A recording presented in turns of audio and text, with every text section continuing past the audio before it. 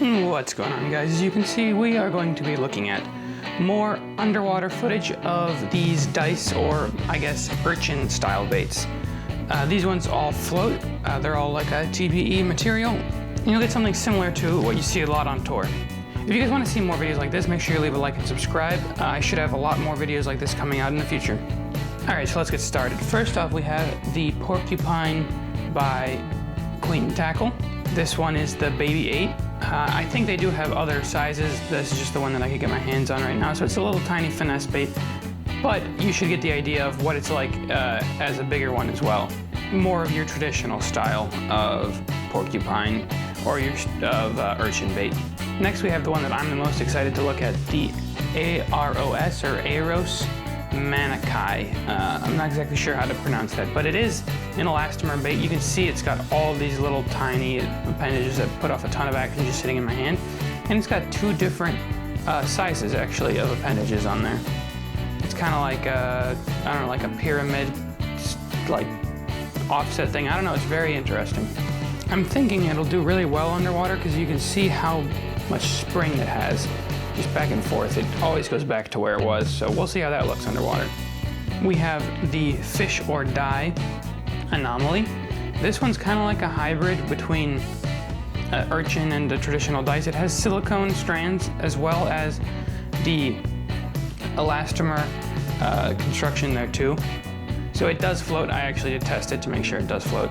This one's also a smaller side. I'm not sure if they make a bigger size of this, but definitely should get a good idea of what this looks like underwater. And lastly, we have the G-Ratt Webber.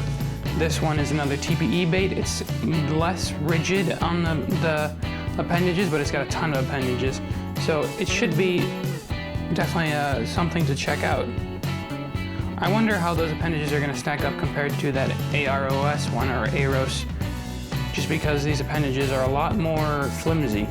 All right, without further ado, we're gonna go check these baits underwater and get an idea what they look like.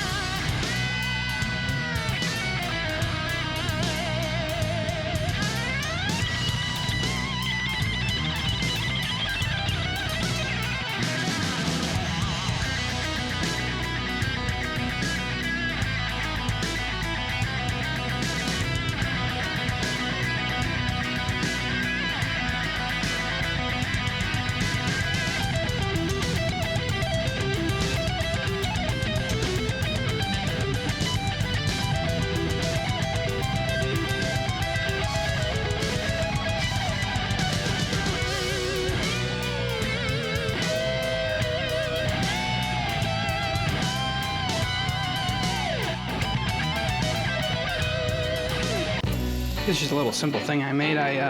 It's kind of a free rig.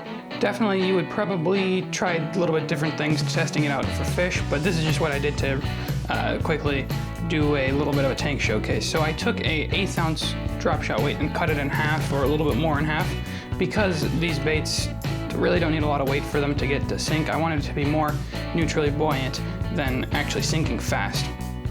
Then I just put a drop shot hook on there.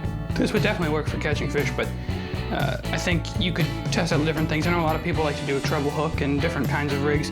Throw a spring in there so you're less likely to lose the bait. So first off, we'll talk about the Fisher Die Anomaly. I think this bait has a better shine and more of like a drop shot bait or something like that. It's not going to do your Coike kind of style where you've got something that you're really fishing aggressively at fish.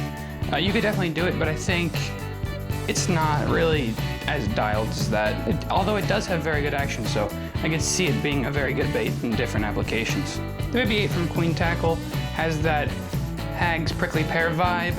It really has good action, just like you would expect from something that looks like this. Hopefully they do have smaller versions or bigger versions, so I think this will be a very good bait to get if you can't get your hands on some of the other stuff. It is very finesse technique. Again, drop shot, really finesse would be probably the best option for this. The Mankai by AROS or AROS, I thought it would have a little bit better action. It definitely has good action. It doesn't flutter as well as I would have thought, but I could see it working very well. It just doesn't move as much as I thought it would underwater. These kind of like stay in place for the most part. I'll be interested to see how it works actually fishing with it. I think fish will eat it, but will it work better than some of the name brand, the more popular stuff? I'm not sure. It does have a unique shape though, so it's worth picking up. I think the best application for this would just be shaking it right in front of a fish's face, especially if they get conditioned to the more sea urchin style baits. This one might be something that you can spice it up and get a more finicky fish that's seen 100 Coikes to eat this. And lastly, the G-Ratt Webber has those really thin tentacles that put off a ton of action on the fall, and even just jerking it in place. So I think if you allow this to fall slightly in front of a fish's face, they might not have any choice but to eat it. It's hard to resist with those tantalizing tentacles. The only problem with pretty much any of these baits is they're very hard to come by. They sell out almost instantly, so you got to be watching the tackle shops to see when they get them in and try and get them before they're gone. That's why I got this pink color, because it's about all they had left. Hopefully that showed you a little bit about these baits and maybe helped you figure out if you wanted to buy one of these baits or not in the future. If you did enjoy, make sure you leave a like and subscribe.